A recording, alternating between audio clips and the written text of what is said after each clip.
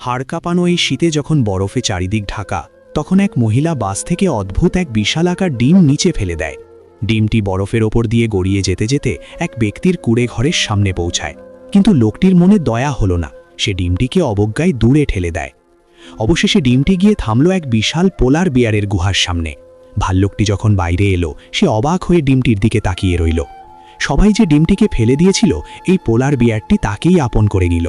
হাড় কাঁপানো শীত থেকে বাঁচাতে সে ডিমটিকে নিজের শরীরের উষ্ণতায় আগলে রাখল। দীর্ঘ প্রতীক্ষার পর যখন বরফ গলে বসন্ত এলো, তখন ঘটল এক অলৌকিক ঘটনা। ডিম ফেটে বেরিয়ে এলো এক প্রাগৈতিহাসিক ছোট ডাইনোসর। পোলার বিয়ারটি ডাইনোসরটিকে নিজের সন্তানের মতোই ভালোবাসতে লাগল। বনের সবুজ ঘাসে তারা একসাথে বেড়ে উঠতে শুরু করল। কিন্তু সুখের দিন বেশি দিন টিকল না। ডাইনোসর ছানাটি যখন একা বনে ঘুরছিল, তখন এক হিংস্র আদিম মানুষ তাকে ধরে নিয়ে উধাও হয়ে যায়। নিজের প্রিয় বন্ধুকে হারিয়ে পোলার বিয়ারটি আজ একা। তার চোখের জল যেন থামতেই চাইছে না। কিন্তু প্রিয় বন্ধুরা, এই অসহায় প্রাণীটির জন্য কেউ লাইক সাবস্ক্রাইব করল না।